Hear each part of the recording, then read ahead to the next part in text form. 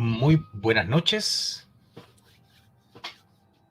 Estamos comenzando esta nueva temporada de Arcano Nocturno. Saluditos ahí a toda la gente que está en el chat. Avísenme ahí si se escucha, si está todo bien. Saluditos para don Michael Sandrino. Muy buenas noches. Para don Delezar, para don Diego A, para don Rodrigo Acuña, para don Jorge Retamal, para don Tulio McDowell, que dice que hoy es el miércoles de arroz con papas, y para don Mer de Hammer. Saluditos y bienvenidos aquí. Como es costumbre, antes de echar a andar el programa, hacemos un poquito aquí de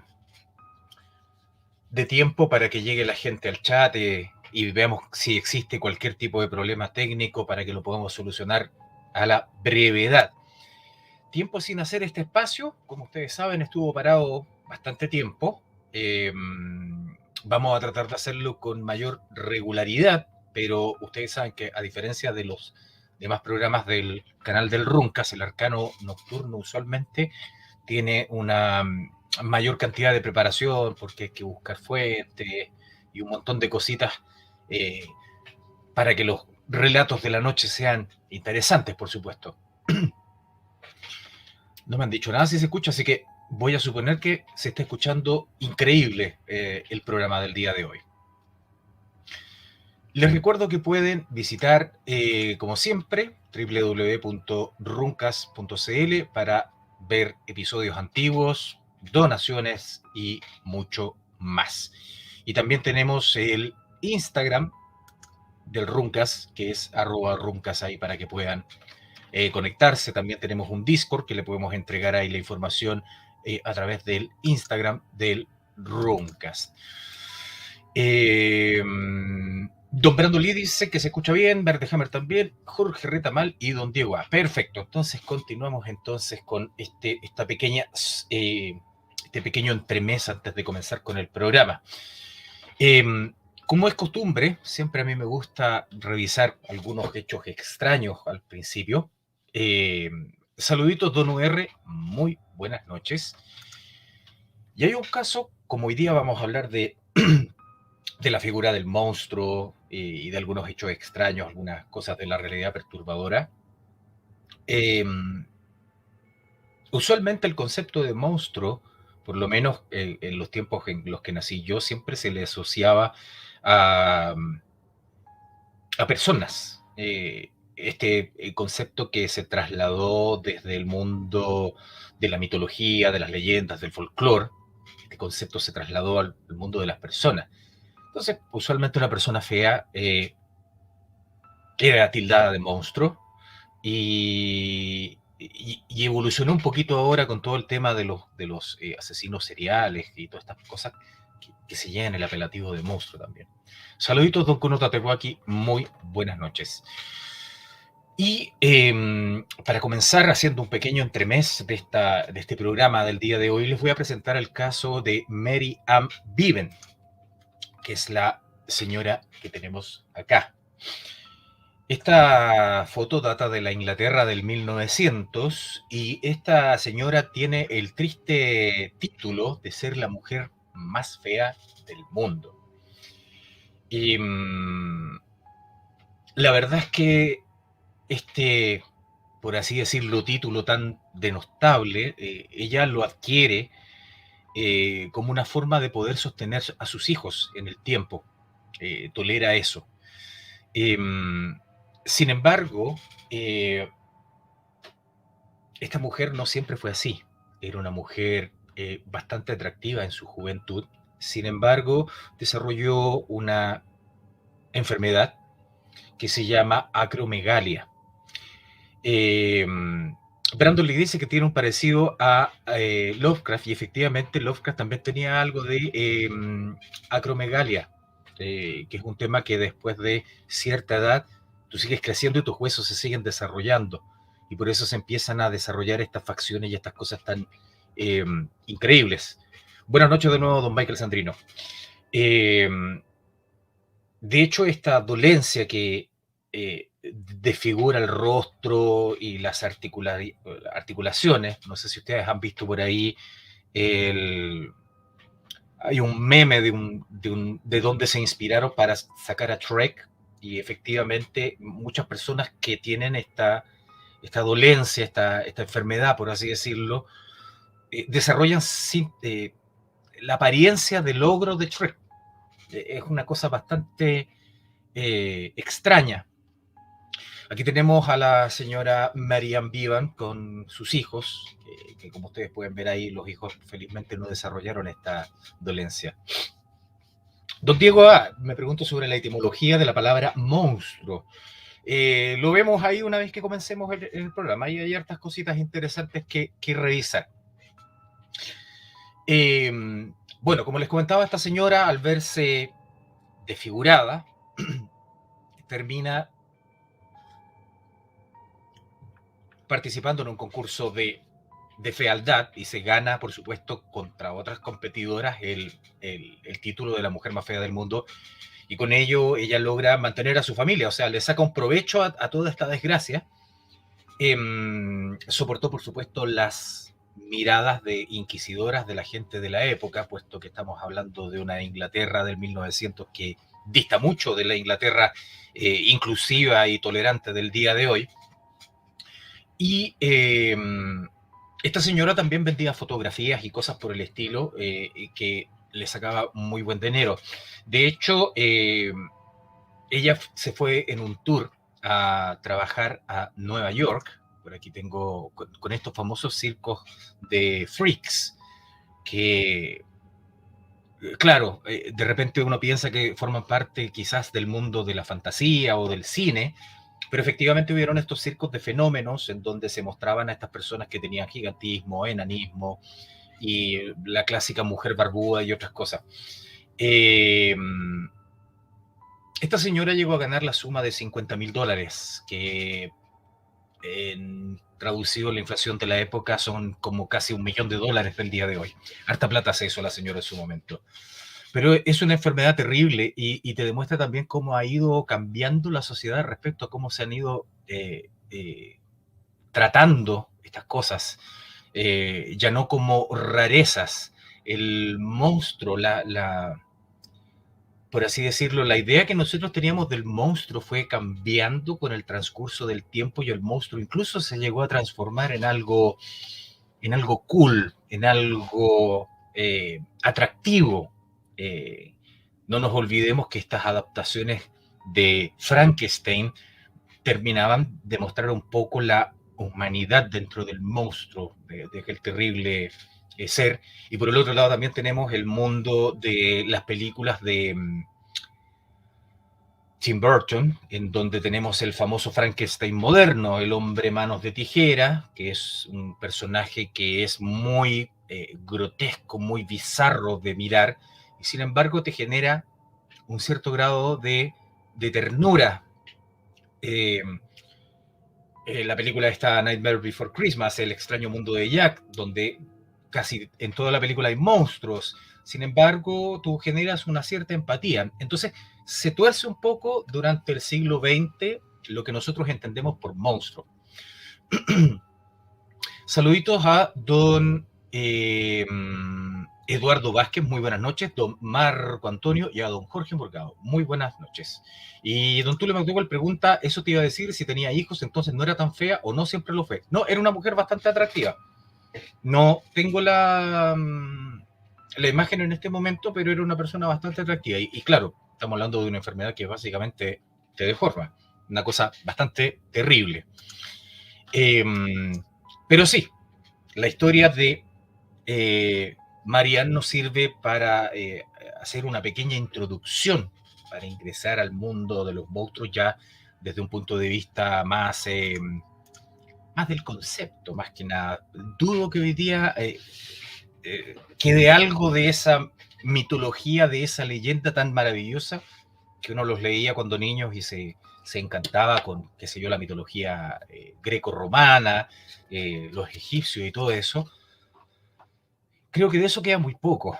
Creo que hoy en día los monstruos han sabido mezclarse con nosotros de una forma muy eficiente.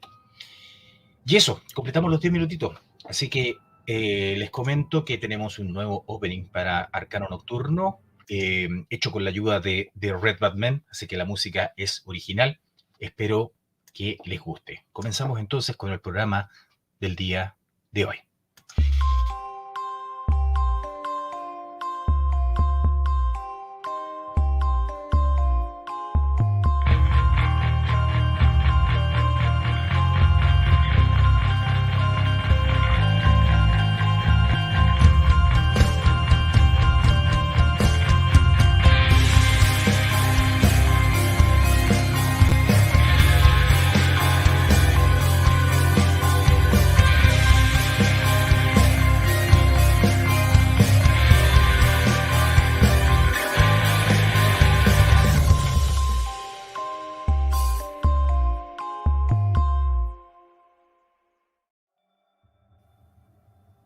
Y eso, muy buenas noches, damas y caballeros, sean bienvenidos al episodio número 46 de Arcano Nocturno, este programita de tinte paranormal que espero lo siga acompañando todas las noches de miércoles a través del canal del Runcast.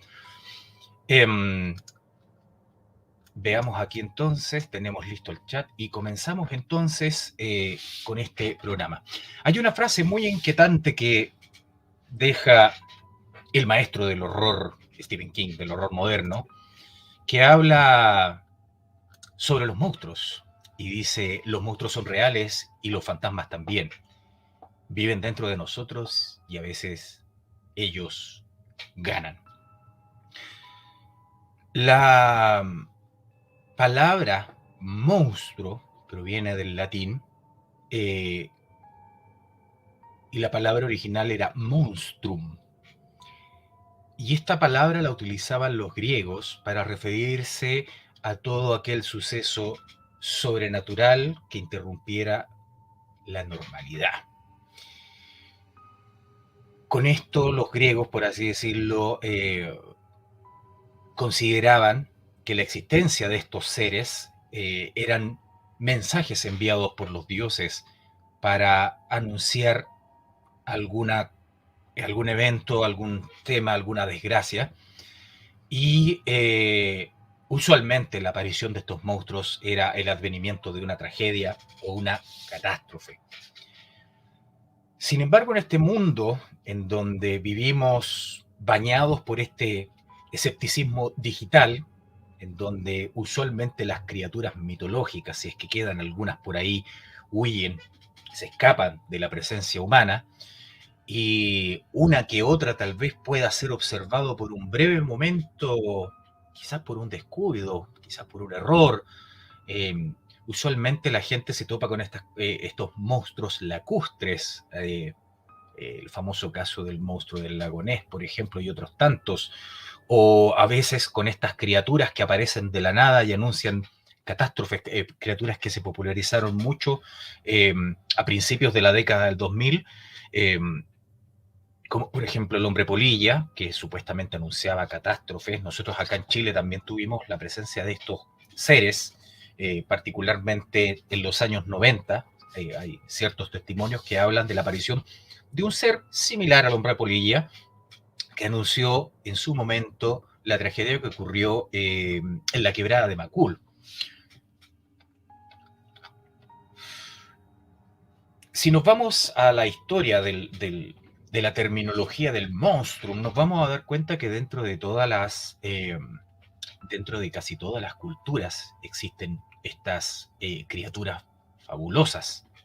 Por supuesto, hay algunas que se nos vienen a la cabeza con mayor facilidad, como por ejemplo el Minotauro, que es este monstruo de la mitología griega, que era este hombre con cuerpo, con esta cabeza de toro, ¿cierto? El hijo de Pasífane, y que fue encerrado en Creta, y que curiosamente, si analizamos un poco el mito del Minotauro, nos vamos a dar cuenta que el Minotauro podría ser considerado un asesino serial, puesto que se le ofrecían jóvenes y doncellas en un sacrificio los que eran ingresados en esta suerte de circo romano, por así decirlo, en donde llegaban al centro del laberinto y eran atacados y devorados por esta criatura. que después, con el tiempo, fue derrotado, por supuesto, con el famoso tema del hilo de Ariadna y esa leyenda que es tan bonita. Don Jorge Morgado dice por acá, don Bruno, virtualmente también pueden existir monstruos, pero no creados por nosotros, y no hablo solo de virus. Sí, el concepto de monstruo es muy amplio, se utiliza hoy en día para muchas cosas. Por ejemplo, tenemos personas que son muy diestras en sus respectivas profesiones y se les dice monstruo, o grande monstruo, o es un monstruo en hacer X o tal cosa. El concepto se ha agrandado mucho, más no obstante, nace de esto que estamos viendo.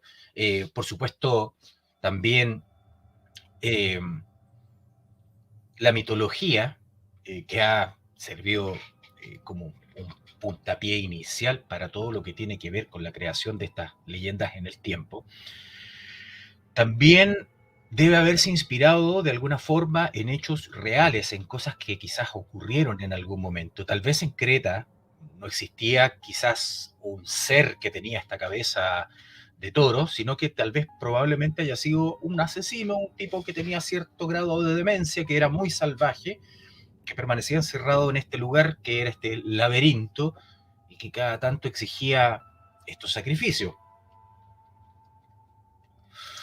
Eh, por ejemplo, tenemos este otro caso del dios Pan, de los famosos faunos, estos seres que son mitad carnero, mitad cabra o mitad humano, que aparecen en varias fábulas de la Roma antigua. Y usualmente la aparición de estos seres estaba ligado mucho al tema de la agricultura. De hecho, el dios Pan es un dios de la agricultura. Sin embargo, para una persona que ve por primera vez el- las criaturas mitológicas, hay algo de rechazo, hay algo en su interior que le dice que estas cosas no están bien. Eh, Quizás, ¿cuál habrá sido la percepción de ustedes? Y les voy a dejar ahí la preguntita en el chat. Cuando vieron por primera vez uno de estos seres mitológicos, de estos seres de leyenda, de esta mezcla de bestias con seres humanos, hay algunos que hablan de que usualmente esto nace por darle las características de la fuerza del animal al humano, y por eso se representaban en esculturas, en pinturas, para un poquito como la base de la heráldica, que la heráldica siempre mezclaba estos conceptos del águila con qué sé yo, con garras de león, con una cola de serpiente, estas quimeras extrañas. Y hay un montón de cosas que van avanzando en el tiempo y que, por supuesto, hoy en día, visto a los ojos de una persona del mundo moderno, parecen bastante perturbadoras. Por ejemplo, el mismo mito de la medusa. Diego dice por acá, creo que la mitología interpretó las malformaciones genéticas para crear estos monstruos. Sin ir más lejos, hay una enfermedad que se produce por la endogamia y que te pone la piel azul. Claro, ahí tiene el caso de los pitufos, o quizás que otro tipo de monstruo, por ejemplo, quizás cómo nació el mito de la medusa. Quizás era una mujer que solía tener serpientes en la cabeza, amaestrada serpientes, y quizás para una persona que estaba en Europa, en donde en algunos lugares no era común ver este tipo de cosas, lo vio y se impresionó. Sin embargo, gran parte de estos mitos que tomó la antigua Grecia provenían también a su vez de mitos más antiguos. Y es interesante saber cómo la mitología de alguna forma eh, toma estos elementos y los reinterpreta. Eh, Jorge Morgado dice, ser mitológico era el abuelo de mi ex, que lo mataron frente a su propia casa. Yo vivía con ella en ese tiempo, en esa casa. Ella decía que hablaban con él, pero pasaban cosas. Hablaba calmadamente y no pasaba nada más. Eduardo Vázquez dice, en esta situación en Chilito tenemos el mito del trauco, que en esos años se justificaba una situación mal vista en Chile. Es muy interesante conocer cómo nacen los mitos y cómo van interpretando las cosas. De hecho, el trauco tiene mucho a su vez del fauno. El fauno también era famoso por este tema de los embarazos sin padre. eh, muy antiguo, reinterpretado por supuesto en este famoso enano deforme que tenía aspectos muy negativos, como por ejemplo se habla de que el Trauco tenía un hacha con el que era capaz de derribar un árbol en 3 golpes, o que por ejemplo mirar al Trauco directamente a los ojos hacía que él te torciera el cuello. Y si hay, por ejemplo, eh, tal vez, si nos vamos a revisar un poquito el famoso libro de Enoch, en donde se habla que los ángeles eh, vinieron a reproducirse con las mujeres de la tierra y dieron origen a los gigantes, que es un muy común denominador dentro de todas estas galerías monstruosas, nos vamos a dar cuenta que eh, algo hay en eso, pues. Eh, el mito de los gigantes, que después se pusieron a hacer estas mezclas entre bestia y hombre, estas quimeras, y que después vino el diluvio universal, que es un mito que se extiende en toda la humanidad. Jorge Morgado dice por acá, muchas veces fui al sur, Chiloé y Punta Arenas. Mucha gente con miedo, pero en ciertas partes el frío que es algo que pasa, creo, cuando es algo raro. Hay mucha gente del campo que todavía afirma, incluso por la salud de sus hijos, que se han topado con criaturas que no aparecen en ningún, y probablemente el mundo todavía tiene muchos animales sin descubrir, pero de criaturas que desafían la imaginación. Yo recuerdo personas que trabajaban en la minera La Escondida, puede ser, una minera que quedaba ahí cerca de Rancagua, que ellos hacían ciertos trabajos durante la noche, entonces tenían que estar a la intemperie, en plena cordillera. Y ellos decían que constantemente veían pasar por los cerros lo que ellos asimilaban era como una especie de mantarraya gigante que volaba libremente por los cerros, se posaba, cada cierto tiempo brillaba. Podría ser un objeto volador no identificado o podría ser un monstruo extraño. Eh, Veamos por aquí para que avancemos con las fotitos. Eh, Otro de los grandes misterios monstruosos que se mantienen hasta el día de hoy son, por ejemplo, los monstruos marinos. El Nessie. Aquí nosotros en Sudamérica también tenemos algunos avistamientos de extrañas criaturas. En Argentina está el mito del famoso Nahuelito, que está ahí en el Nahuel Huapi, ahí en Argentina, que es una historia bien bonita, bien entretenida, y hablaba de esta suerte de serpiente marina que algunos asocian a este famoso plesiosaurio, este animal perdido desde la prehistoria. Eh, yo debo decir de que personalmente a mí este tipo de los monstruos marinos me da un poquito de miedo. El mar siempre ha sido una cosa muy amenazante y que se presta mucho para eh, por así decirlo, para inventar todo este tipo de cosas. Grandes piratas de su época o grandes navegantes de su época afirmaban que habían avistado estas famosas serpientes marinas o el más famoso de esos seres, que es el famoso kraken, este famoso calamar gigantesco. Y últimos estudios científicos han mostrado la existencia de calamares bastante grandes y algunos peces que también desafían la imaginación. Eh, por otro lado, tenemos también nuestra galería de monstruos que nosotros ya tomamos como algo prácticamente el monstruo cinematográfico.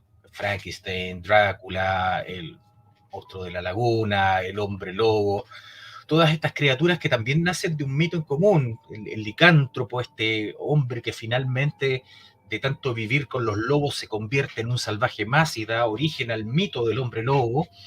Eh, el Frankenstein, que es el Prometeo moderno, que es la idea de este hombre, de este doctor Víctor Frankenstein, de poder, que nace por supuesto de esta escritora María Anchili, que es desafiar a Dios, crear la vida desde un muerto y por supuesto con el castigo que ello implica.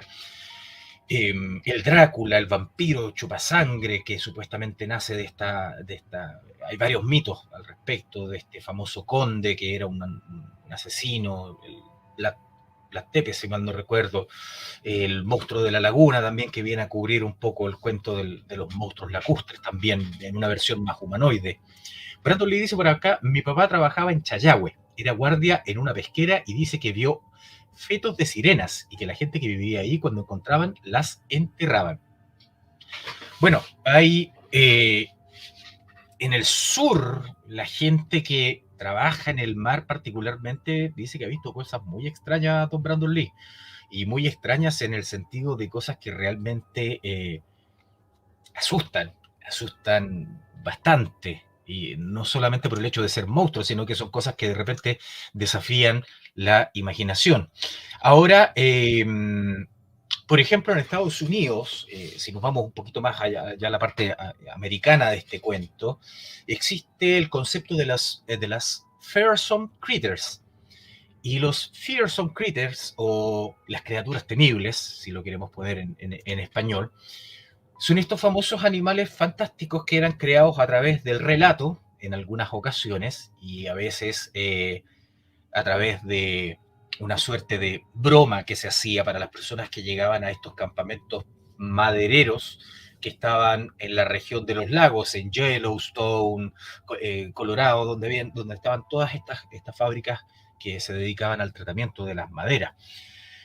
Y hay un libro que pertenece a un escritor inglés que se llama Henry Tryon, si mal no recuerdo, Henry Tryon, que se llama de hecho Fearsome Critters, lo pueden encontrar en la red, es muy interesante, porque si bien puede que la gran mayoría de estos animales fantásticos nunca existieron, hay algunos que son muy entretenidos y que vale la pena revisar. Eh, por ejemplo, tenemos el famoso lobo que se esconde detrás de los árboles y te roba la comida, este alce, que es el hugak, que es este alce gigantesco que aparece entre medio de los árboles, el buitre campana, y el buitre campana tiene una particularidad que es un buitre que suena como una campana, una cosa muy extraña, y que siempre que se escucha eh, se produce una desgracia, se produce un accidente o se muere alguien. Vendría a ser como una analogía, como un homólogo a nuestro tuetue chilensis. Don Cueva 111, muchas gracias por su super chat. Pero son cosas muy entretenidas porque si bien por ahí está la creencia de que todos estos son cuentos de borracho, pero hay algunos que son entretenidos que tienen mucha escritura. Don Eduardo Vázquez dice, los críptidos y skinwalker caen en esa categoría. Hay muchos relatos de esas criaturas que habitan en los bosques de Estados Unidos. Entendamos el críptido, una criatura críptida, como que no ha sido descubierta todavía.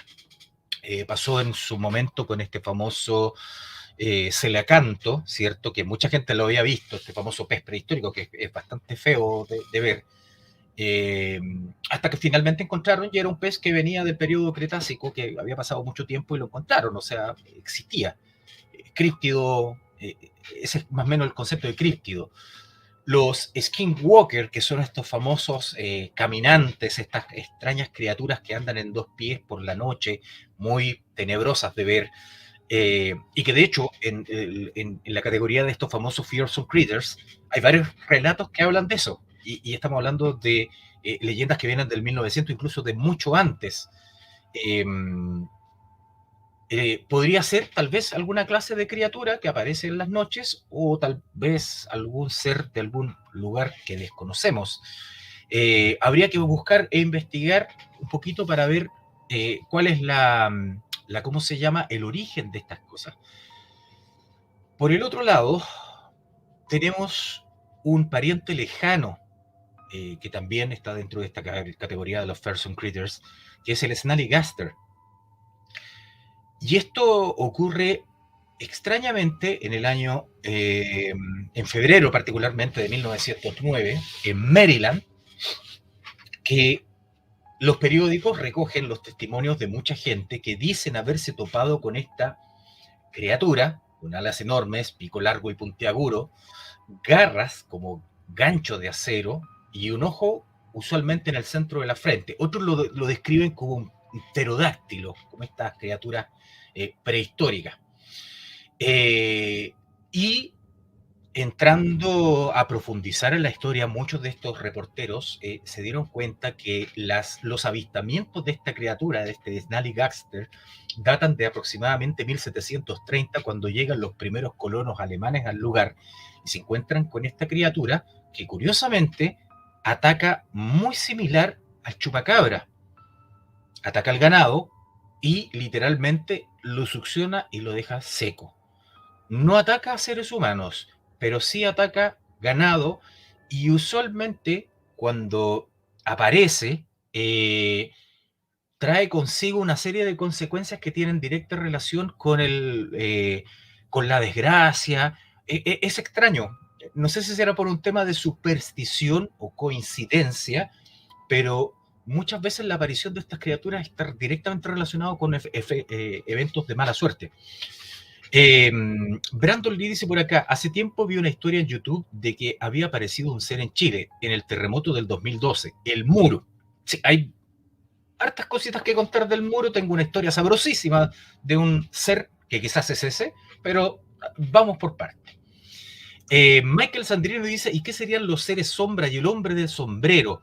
Eso yo creo que entrarían en la categoría de entidades, fantasmas. La verdad, también los podemos meter dentro de la categoría monstruos, si usted lo quiere, porque dentro de todo, en el monstruo cabe todo. Es como un poquito el concepto japonés del yokai.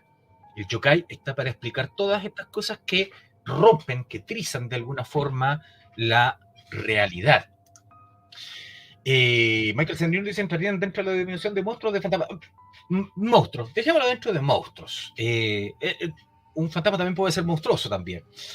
Don Kuno Tatewaki, muchas gracias por su super chat.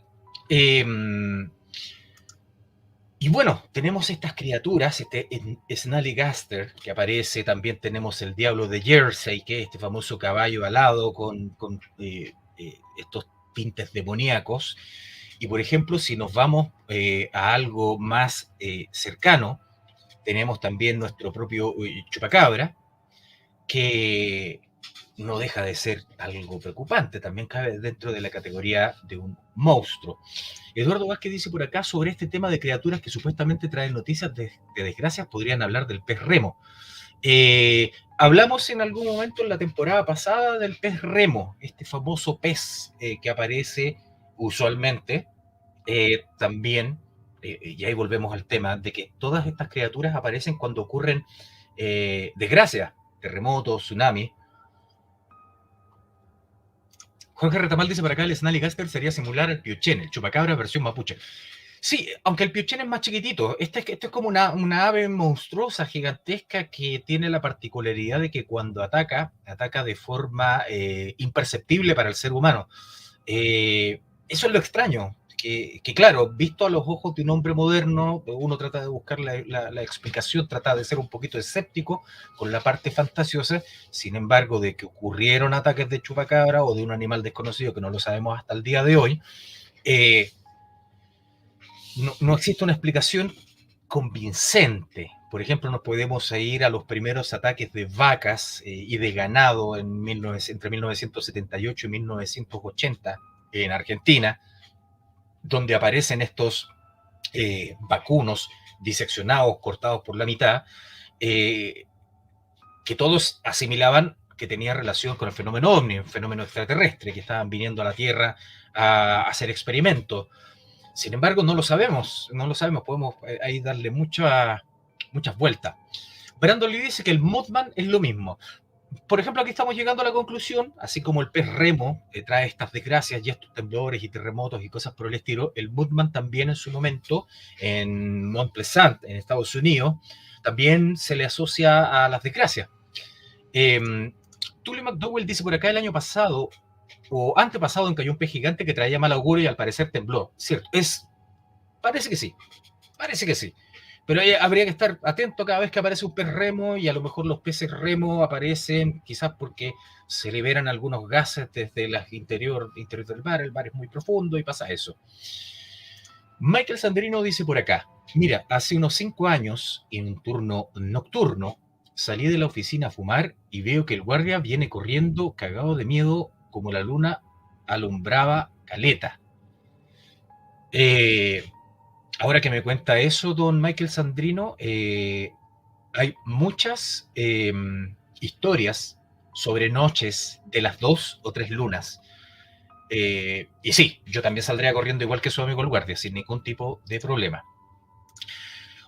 Otro de estos personajes, de estos monstruos, por así decirlo, que siempre se hablan y se comentan mucho, que, por ejemplo nos toca a nosotros como país del sur y que está recogido dentro de la literatura, eh, son los gigantes. Y en este relato de viaje de Fernando de Magallanes aparece lo siguiente. Un día en que menos lo esperábamos se nos presentó un hombre de estatura gigante. Estaba en la playa, casi desnudo, cantando y danzando al mismo tiempo y echándose arena sobre la cabeza. Esto fue escrito por Antonio Pigafetta. El libro es maravilloso, es el descubrimiento de un mundo nuevo con todo lo que era, con todo lo que tenía que tener, ver con relación con gente que venía de un continente y llegaba a un continente totalmente desconocido. Dicen por ahí que los gigantes eran los tehuelches. La altura promedio del tehuelche bordeaba el 1,80 m, 2 metros, versus el 1,50 m, 1,60 m del español. No obstante, hay ciertas informaciones que hablan de ciertos restos encontrados en algún arcano nocturno. Yo les mencioné que en el año 1983, en el norte de Chile, encontraron unas momias de lo que supuestamente vendrían siendo unos primates gigantescos. ¿Quién se le ocurriría hacer una momia de un primate? Y estos fueron tomados por la Universidad de California. Y si me preguntan, yo he hecho la búsqueda de esa información, no tengo idea qué pasó con eso. Está el recorte del mercurio incluso de estos famosos seres, y eran gigantescos. En Ecuador, hace algunos años atrás, si mal no recuerdo, por ahí entre 2016 y 2017, un investigador inglés de apellido algo así como Delmar, dijo que había encontrado los restos de unos gigantes. Esa noticia nunca pasó a más. Michael Soldrino, que continúa su historia, dice que esta famosa luna que alumbraba producía sombra, y al mirar al piso lo único que vi fue unas alas enormes que lo seguían. Nos quedamos los dos dentro de la oficina y no salimos más. Brandon Lee dice, creo que hay una historia de unos comandos de Estados Unidos que se enfrentaron contra un gigante. Hay varias, de hecho, Papúa Nueva Guinea se caracteriza por tener este tipo de historias que involucran a gigantes y cosas por el estilo. Fascinante país. Yo creo que sería interesante darse una vuelta tal vez en algún arcano nocturno respecto a ello, porque hay mucha cosa extraña en esos países. Jorge Retamal dice, raro lo de los gigantes, están en muchas culturas como los dragones. Están en casi todas las culturas fundacionales del mundo los gigantes. De hecho, se cuenta que cuando los españoles llegaron a México la primera vez, hay una expedición que fue expulsada por un gigante que les arrojaba piedras. No recuerdo el nombre del gigante, pero es bonita esa leyenda. Brandon Lee dice, ¿y las sirenas? Bueno, está el caso muy conocido de que una sirena que tenían en una supuesta provincia en Japón, vino un inglés, la compró, pero realmente era un fraude, era un mono que lo habían cosido con la mitad de un pez. Y ahí se alimentó un poco, pero después se demostró que era un fraude. Este tema da para mucho. Ahora, si movemos un poquito la aguja del concepto de los monstruos, nos vamos a topar con cosas muy terribles, que son los monstruos humanos. Los monstruos humanos creo que superan a todas estas creaciones mitológicas, por muy amenazantes que sean. Alex Brynildsen dice por acá, esos eran unos militares que estaban buscando a unos terroristas, parece, y un gigante mató a todos, menos a uno que contó la historia, la típica. Brandon Lee dice, me refiero a que en muchas culturas igual hay representaciones de sirenas. Sí, tiene sirenas, dragones, gigantes, criaturas que atacan por la noche al ganado, caminantes nocturnos, como mencionaba por ahí, no me acuerdo, parece que don Eduardo Vázquez, que mencionaba el tema de los skinwalkers.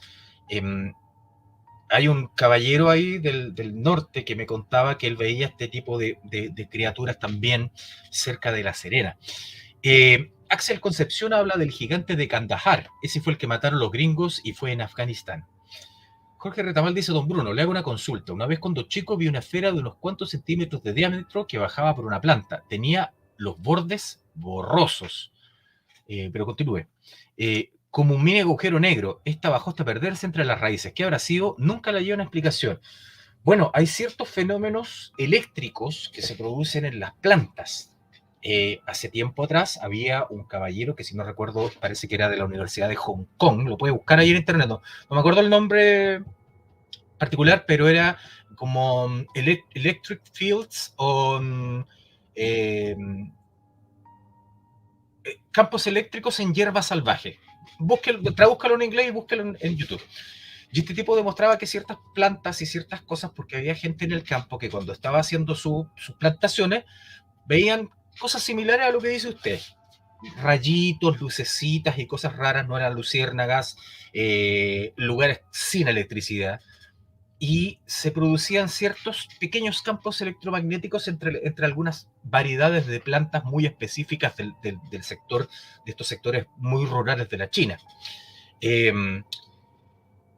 Brandon Lee dice por acá: los Nightcrawler son lentos, sí, pero a mí me dan cositas los famosos Nightcrawlers. Son cosas muy, muy raras de ver.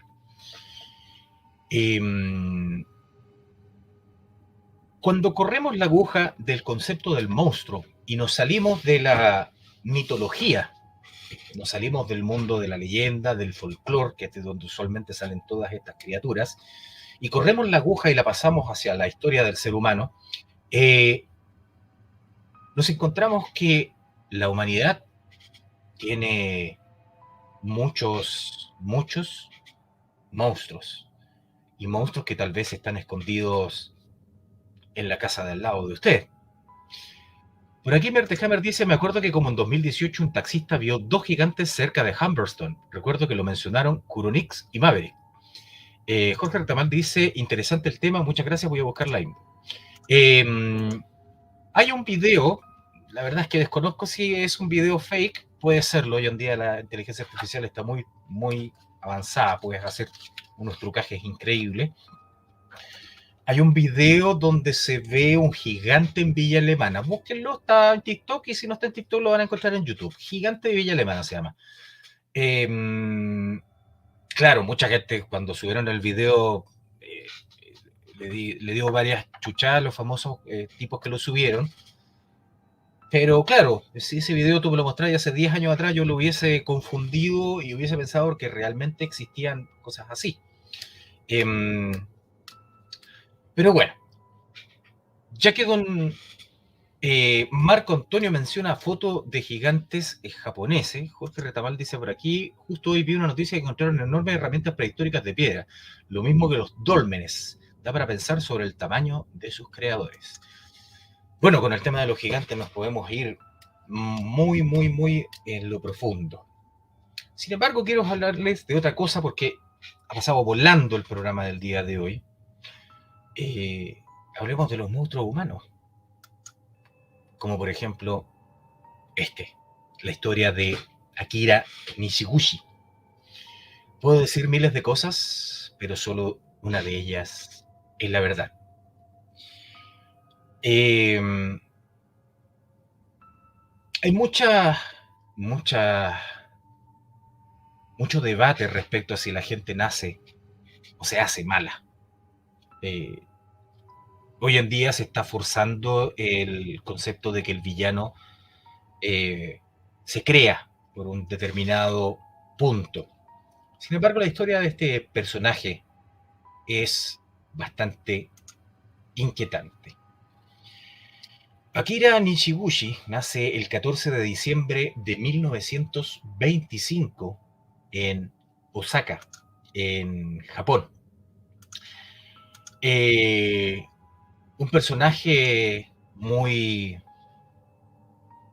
con una vida muy extraña. Vivía en el seno de una familia muy católica y por lo tanto cuando Nishiguchi cumple aproximadamente 15 años, es obligado por su padre a entrar a una escuela de sacerdocio. Y esta escuela de sacerdocio, pues, de alguna forma le genera el efecto contrario. Se vuelve una persona blasfema, una persona que detesta toda la simbología religiosa. Y finalmente él abandona esta escuela, abandona este sacerdocio, se escapa, se fuga y comienza su vida delictual. Él es un adolescente fugado.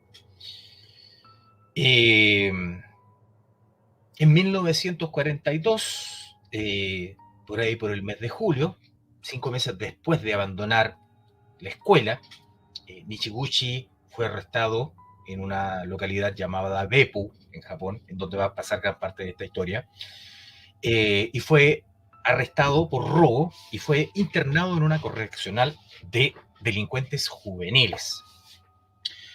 Sin embargo, tuvo suerte, ya que, como ustedes saben, en aquellos tiempos el Japón se encontraba en medio de la Segunda Guerra Mundial. Por tanto, en 1945 hubo, de alguna forma, una suerte de perdonazo para varios delincuentes para que se pudieran reinsertar en la sociedad. Y Michiguchi sale de la cárcel, ¿cierto? Y decide tener una vida como un hombre de bien. Se casa con una mujer oriunda de Fukuoka, se, se pone a vivir en Osaka y se pone a estudiar inglés con la esperanza de poder trabajar como intérprete para las tropas aliadas en ese momento, para ser una suerte de profesor inglés-japonés. Sin embargo, se ve frustrado, ve que no cumple sus objetivos, es una persona muy ansiosa, quiere todo rápido, y como ve que sus estudios no rinden frutos en el corto plazo, retoma nuevamente la actividad delictiva y empieza a utilizar sus conocimientos de inglés para realizar estafas. Esto hace que nuevamente sea arrestado. Eh, Prosigue constantemente con su vida delictiva, una y otra vez este tipo es llevado a la cárcel y sale, el tipo no para de hacer lo mismo. Estos idas y venidas de Akira Nishiguchi nos llegan hasta el año 1963, particularmente el día 18 de octubre, cuando Nishiguchi decide trabajar como peoneta, como repartidor de una empresa tabacalera. En ese momento él se da cuenta que las empresas tabacaleras manejan mucho dinero, recaudan mucho dinero. Entonces, durante un viaje que realiza con dos compañeros de trabajo, Goro Mori y Ikuo Murata, eh, Nishiguchi le pasa algo raro, algo extraño según lo que comenta. Se sintió fuertemente atraído por el dinero y hace algo que nunca había hecho, jamás se le había pasado por la cabeza anteriormente. En un momento, este automóvil repartidor se detiene en un lugar relativamente inhóspito, donde para hacer un descanso. Michiguchi se baja del auto, llama a Ikuo Murata, uno de los copilotos, lo lleva a la parte trasera del camión y procede a matarlo a golpes con un martillo. Tal cual. Le baja la locura, una locura por el dinero, por tener el dinero. Luego, quitándole aproximadamente 260.000 yenes, que era mucho dinero de esa época, va donde Goro Mori, que era el piloto de la camioneta, y también lo mata, lo apuñala fatalmente. Este es el momento en que este tipo, de ser un estafador, un ladrón, un embaucador, un charlatán, se convierte en un asesino. Y lo que es peor, le queda gustando, porque le da un cierto poder sobre los demás. Lo hace La gente le teme. Su sola presencia ya es inquietante. Nichiguchi regresa entonces al lugar donde se estaba quedando, ¿cierto? Osaka. Estaba saliendo con una mujer en ese momento, ya que se había divorciado originalmente de su esposa. Llega, celebra, se van a un hotel lujoso, el tipo muy contento, va y toma todo el dinero que se robó en ese momento y lo apuesta. Y curioso, la suerte le sonríe y duplica el dinero. Hace el doble en esa apuesta. Sin embargo, el asesinato de estas dos personas no iba a quedar impune y por tanto la policía comenzó a hacer las pesquisas y como este tipo ya lo tenían fichado, las pericias lo empezaron a apuntar.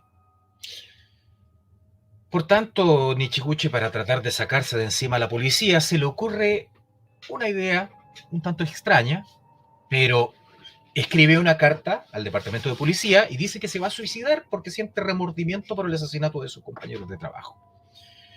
Escribe esta carta, él toma un ferry rumbo a Tokio y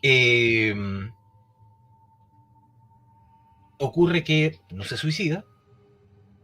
La policía encuentra evidencia de que el tipo realmente no saltó del barco como estaba diciendo en su carta y continúa su búsqueda. Finalmente este tipo se vuelve un fugitivo muy peligroso, muy peligroso. Llega a un lugar ubicado en Shizuoka, en donde él se hace pasar por un profesor universitario de la Universidad de Kioto particularmente, utilizando este disfraz que es el que estamos viendo ahí en la fotografía. Y arrienda un cuarto, por supuesto, y la casera de este cuarto, que era una mujer que atendía universitarios usualmente y personas que le arrendaban las habitaciones, se enamora de él.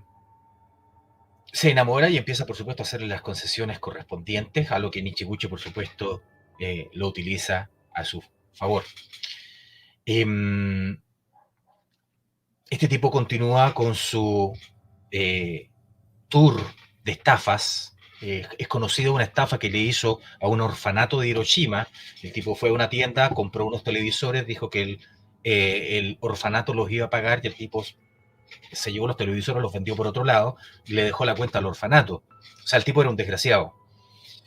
El 14 de noviembre de 1963, Nichiguchi regresa a este lugar donde se estaba quedando en Shizuoka, vuelve con esta casera de nombre Yuki y comparten una noche juntos y nuevamente sin motivo aparente, a la mañana siguiente Nichiguchi la estrangula a ella y mata a su madre. Acto seguido, esconde los cuerpos en un armario, desvalija la casa, vende las pertenencias de esta familia y continúa con su tour delictivo. Durante su fuga, porque el tipo ya aquí ya había perdido totalmente el control y sin embargo había adquirido este gusto por matar de un momento a otro. Durante su fuga en un tren de Toshige a Tokio, Nishiguchi vio una historia en un periódico sobre Tairyu Fukugawa, un sacerdote budista que estaba haciendo campaña por la liberación de un preso condenado a muerte llamado Sakae Menda. Furukawa había servido como capellán en la prisión de Fukuoka, donde tuvieron a Nishiguchi en su momento, que había estado encarcelado previamente por todos los delitos que había cometido, y él había conocido a este sacerdote. Entonces, Nishiguchi comienza a idear en su cabeza un plan maquiavélico. Al llegar a Tokio, Nishiguchi se encuentra con un abogado de 81 años, miembro del Colegio de Abogados de Tokio, lo estrangula, lo mata y suplanta su identidad.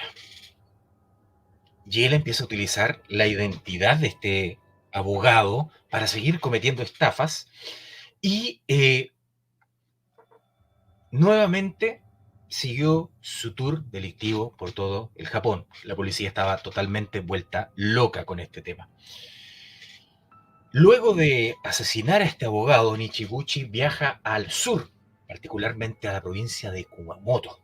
Allí el 2 de enero de 1964 visita un templo llamado Ryugan-ji y se presentó con el sacerdote que habíamos estado hablando previamente, Furukawa. Entonces él, afirmando ser un abogado, dijo que le iba a ayudar a procesar esta solicitud para salvar la vida de este tipo que estaba en la cárcel y que había sido condenado a muerte. Y Furukawa, este sacerdote sin sospechar nada, invitó a Nichiguchi, que se hacía pasar por Kawamura, a su casa y le presentó a su familia, incluida a su hijo menor, a su hija menor, Ruriko, de 10 años. Y aquí es donde ocurre un fenómeno que podríamos llamar quizás sobrenatural.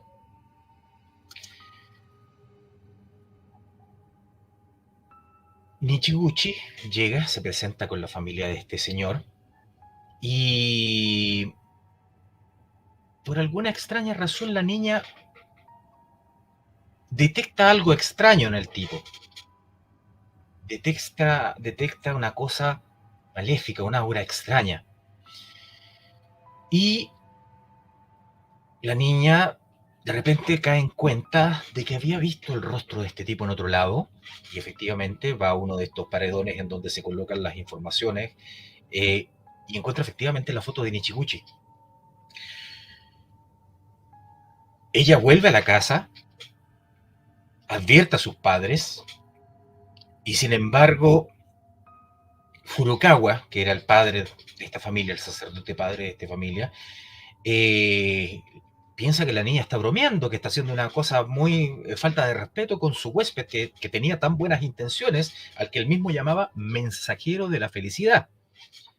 Y ahí la niña lo interrumpe a su padre, una cosa muy extraña dentro de la cultura japonesa, y le dice a este tipo, no es un mensajero de la felicidad, es un mensajero del mal.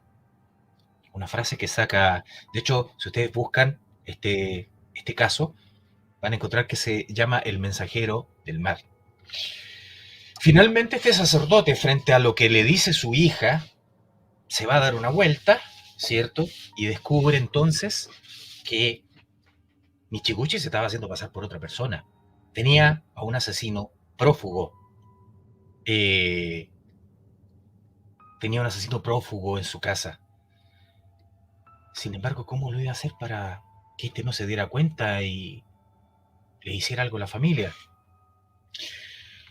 Por tanto, ese día, por la noche, Furukawa invita a Nichiguchi a dormir a su casa, gentilmente le dice, por favor, quédate acá.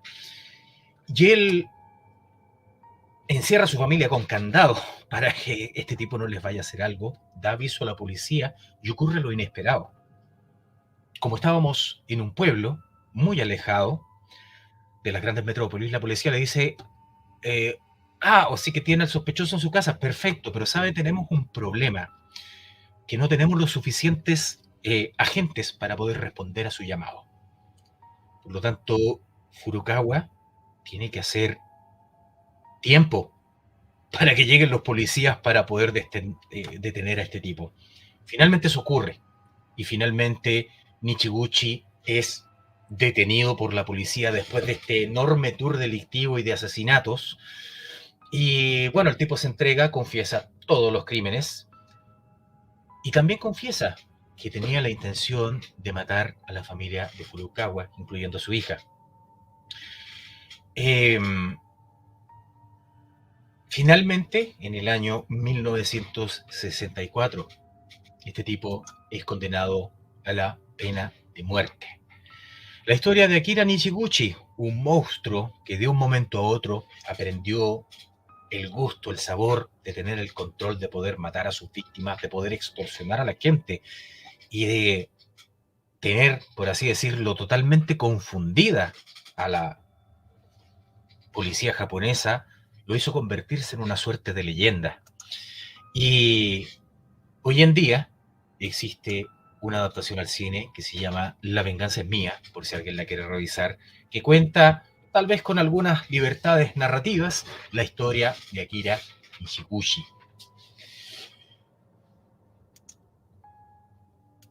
Llevamos entonces una horita de programa. No sé si quieren que continuemos, porque yo pensaba dejarlo hasta acá. No sé si se les hizo corto el programa. Ahí necesito sus comentarios en el chat. Tenemos ahí todavía otras historias que contar para esta noche. Don Eduardo Vázquez dice, permiso, don Bruno, si queda con gusto de más historias, escuchen los episodios 29 especial de Halloween 37, 40 del Roma Antiguo, son buenos, póngale su like. Muchas gracias por la mención. Don Jorge Retamal dice, dele nomás, está bueno. Pero parece que está don Jorge Retamal solito. Agradezco, por supuesto, los superchats de don Coda 111 y don Kuno Tatewaki. Merdehammer dice, escalofriante la historia. No sabe nada lo que viene a continuación. Porque lo que viene a continuación yo lo encuentro... yo pienso que hay gente mala. Yo pienso que hablamos de monstruos y hoy día lo estamos mezclando con la realidad perturbadora. Que claro, el monstruo todavía vive en esa línea delgada entre el mundo de la mitología y el mundo quizás de lo real. No existen certezas. Sin embargo, monstruos así, como la historia de Akira Nishiguchi, nos podemos encontrar en cualquier lado. Pero encuentro aún mucho más perturbadora la historia que viene a continuación. El 21 de diciembre del año 2015, un incendio fue declarado en una casa en Rupperswil, Suiza. Al interior del inmueble fueron encontrados 4 cuerpos que ocultaban una historia aterradora. La historia que viene a continuación, les advierto, es para personas con criterio formado. Está el disclaimer al principio del programa, por lo tanto, espero que no haya gente muy susceptible a este tipo de cosas.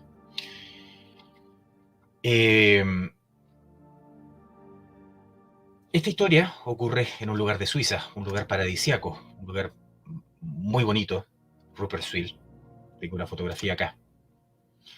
Un lugar en donde nunca pasa nada, en donde los habitantes viven su vida tranquilamente sin mayores problemas, sin mayores sobresaltos. Como les comentaba, esta historia parte con este incendio, una tragedia que tal vez podría ocurrir.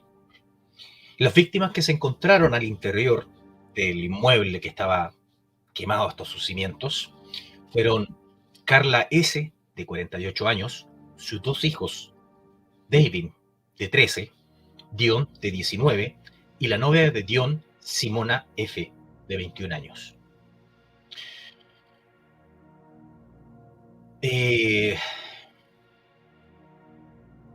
La investigación de la policía determinó que la gente que murió en el incendio había sido asesinada previamente. Y esto nos lleva a uno de los casos más escalofriantes de la historia de Suiza. La investigación que concluyó el 12 de mayo del año 2016 consiguió reunir las pruebas suficientes para dar con el paradero del autor de este espeluznante crimen.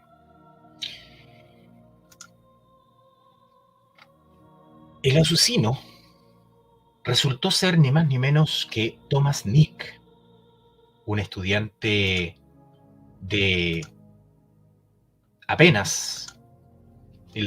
Thomas Nick es la persona que está a la izquierda de su pantalla. Un estudiante de 33 años, entrenador de fútbol juvenil.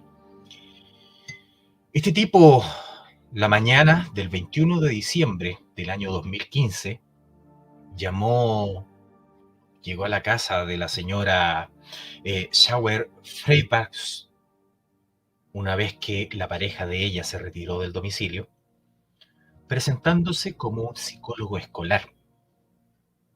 Llegó, se presentó, conversó con la mujer en muy buenos términos, y en eso se asoma David, que era el hijo de 13 años. En ese momento, Thomas Nick cambia su actitud, saca un cuchillo y amenaza a la mujer y ingresa de forma violenta a la casa con la mujer apuntalada con el cuchillo y la obliga a atar a su hijo pequeño de 13 años, David. En ese momento se dio cuenta que dentro de la casa estaba el hijo mayor, que era Dion, y su novia Simona, y obliga a la mujer a atar a todos los demás. Todos los miembros de esta familia quedaron atados, menos la mujer, quien fue obligada por Thomas Nick, mediante amenazas, a que fuera a retirar dinero al banco para poder eh, robar lo más posible. La mujer, obediente y por supuesto aterrorizada de lo que le podía pasar a sus hijos, fue al banco y sacó aproximadamente 11.000 francos. Y lo terrible del caso viene a continuación, ya que Thomas Nick, el responsable de esto, no quedó contento con el robo. Procedió a amarrar a la mujer y amenazar a toda la familia para proceder a violar al hijo menor, Dion, delante de toda la familia.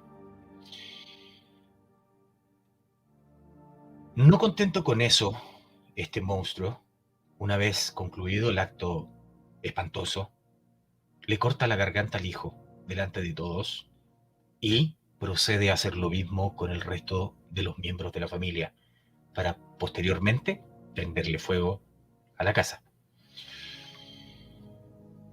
Thomas Nick no tenía ningún vínculo previo con las víctimas, solo una obsesión tremenda por el hijo de la familia David de 13 años, a quien ya había estado mirando anteriormente. Después de los asesinatos, se fue tranquilamente a su casa. Incluso salió a caminar con su mamá, sacó a pasear a sus perros. Ocupó el dinero robado en comprarse ropa de diseñador y le pagó unas vacaciones de lujo a su madre con el dinero que se había robado. La policía de la localidad, espantada con el descubrimiento de esto, por supuesto, ofreció una suma nunca antes vista de 100.000 francos por la captura de este tipo. Durante 5 meses Thomas Nick permaneció prófugo, pero finalmente fue detenido. Cuando lo detienen, encontraron en poder de Thomas Nick cables, cinta adhesiva y una vieja pistola del ejército sueco, así como múltiples notas preparando posibles y futuros ataques. Lo más extraño de este caso, en donde vemos una conducta totalmente monstruosa, es que el acusado no tenía ningún antecedente penal previo. Actuó a sangre fría, de manera primitiva, sin piedad ni empatía, y había planeado meticulosamente meses antes el crimen. Había comprado cuchillo y había realizado varios viajes para vigilar el vecindario donde vivía la familia. Durante el juicio, el tipo dice que era un pedófilo, sin embargo, eh, para tratar quizás de que su actitud fuera reconocida como algún problema mental, sin embargo, no tuvo mayor injerencia en el juicio. No obstante, la investigación a posterior revelaría que Thomas tenía la intención de repetir esto mismo con otras familias. Este tipo fue condenado a cadena perpetua, eh, y posteriores estudios del perfil psicológico de este tipo no encontraron ningún patrón de abuso ni ningún trauma que pudiese explicar el comportamiento brutal. Por tanto, podemos llegar a la conclusión de que este monstruo actuó por simple y pura maldad. Este es el caso de la bestia de Rupert Swild, uno de los casos más terribles de la historia de Suecia. Bueno, por aquí los chiquillos dicen, don Axel, por favor continúe, don Brandon dice que nomás está muy bueno, don Delezar muy entrante del programa, por favor siga. Phantom Suite, muy interesante caso. Y Merde Hammer, Face Blue, White Eyes.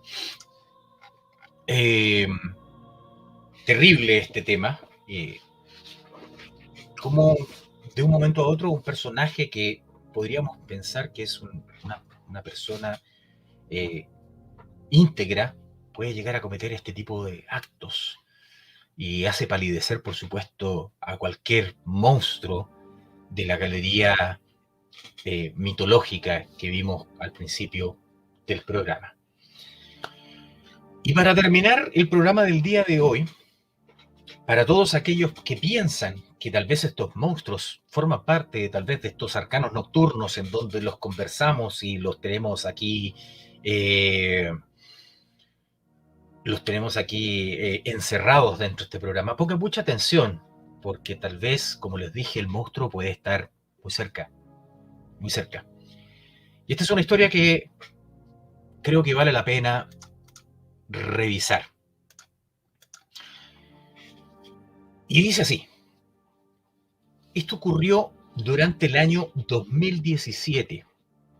En aquel momento había cumplido recientemente los 21 años, tenía un trabajo no muy bien pagado en una oficina y mi intención era estudiar en el extranjero y eventualmente poder viajar por el mundo. Siendo realista, un trabajo común y corriente jamás me daría el suficiente dinero para poder conseguir mis metas en el corto plazo. Todo cambió cuando me enteré de la existencia de un sitio web llamado OnlyFans. Para quienes, por supuesto, no lo sepan, OnlyFans es un sitio web, una plataforma donde usualmente mujeres comparten videos y fotografías de carácter erótico con suscripciones de pago. Esto, en rigor, es contenido para adultos. Algunos quizás pueden estar a favor de esta plataforma y otros la encuentran sórdida y asquerosa.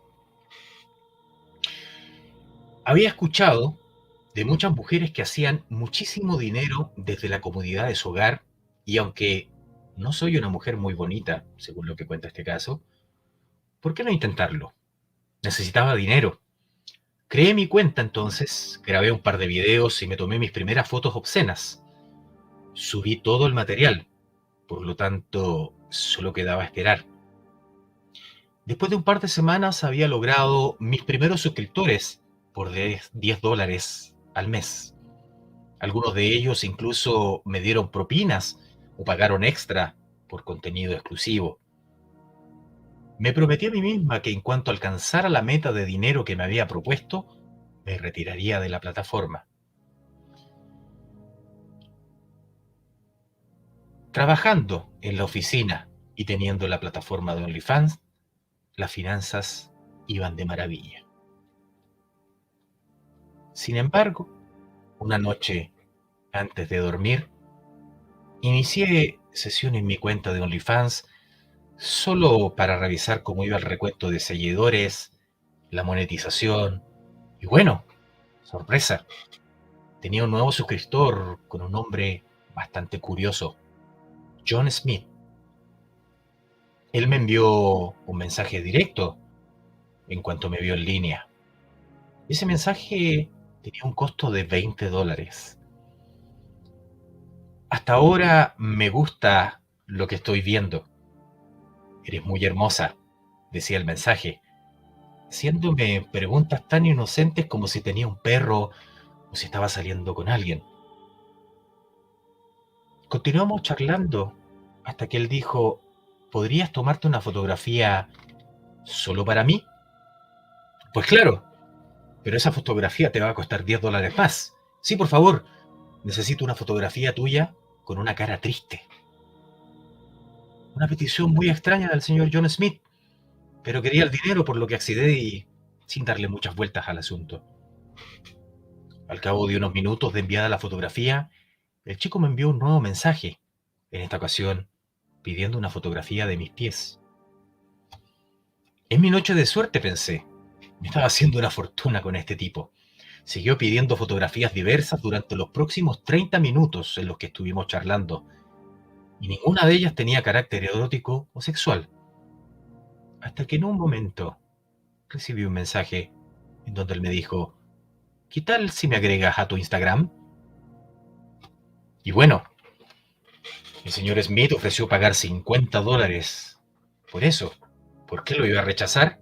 Además, en Instagram apenas tenía un par de fotografías relacionadas únicamente a la cuenta de OnlyFans. Por tanto, no había ninguna clase de información personal. Apareció su solicitud y curiosamente su perfil no tenía ninguna fotografía, solo historias. De curiosa, revisé las historias y la primera de ellas era de hace 20 minutos. La revisé con precaución, la vi varias veces y era mi casa, enfocada desde la calle. La segunda historia, del patio de mi casa, hace 5 minutos. Y la tercera historia, de la ventana de mi habitación, hace apenas 2 minutos. De pronto, apareció un mensaje en mi Instagram que decía, déjame entrar. Aterrorizada, me encerré en mi cuarto y llamé a la policía diciéndoles que había alguien fuera de mi casa tratando de entrar. Otro mensaje llegó diciendo, déjame entrar o voy a entrar por la fuerza. Comencé a gritar desesperada para llamar la atención de los vecinos, pero nadie parecía oírme. De pronto, escuché golpes en la puerta principal de la casa, golpes insistentes, por lo menos durante 10 minutos, hasta que todo quedó en silencio cuando llegó la policía. Me interrogaron acerca de lo sucedido. Me preguntaron si conocía al tipo o si había compartido algún tipo de información relevante en alguna red social o en OnlyFans, pero nada. No había forma en que el tipo hubiese podido obtener información privada como mi domicilio. Quizás alguien de la oficina pudo identificar mi usuario en OnlyFans, pero eso era imposible. Antes de salir de la casa, por supuesto, frente a todo este enorme escándalo, recibí un nuevo mensaje vía Instagram del mismo tipo, John Smith, que decía, un placer hacer negocios con usted. Y esa es la historia de el OnlyFans, una cosa que parece tan inocente, tan privada en algún momento, pero que puede tener a un monstruo mirando desde el otro lado. Eso, chiquillos, ha sido el episodio 46 de Arcano Nocturno, con este especial de realidad perturbadora, monstruos y hechos extraños. Espero que les haya gustado el programa del día de hoy. Recuerden, por favor, dejar su me gusta en el programa, compartir el programa y, por supuesto, si quieren que tratemos algún tema particular, bienvenido sea. Hay historias muy buenas que revisar. Jorge Retamal dice, me recordó el sueño que conté una vez en un Roncast pasado. Uno te traigo aquí, un buen programa. Michael Sandrino dice, muy buen programa, se hace corto. Y Randolí dice, la wea brígida. Sí, es que uno nunca sabe quién está al otro lado de la puerta en ese tipo de aplicaciones. Damas y caballeros, que tengan muy buenas noches, que descansen y nos vemos el día viernes. Recuerden que el día jueves al parecer hay Cuánto me demoro y el día viernes regresamos con el Roncast. Que tengan muy buenas noches y que descansen.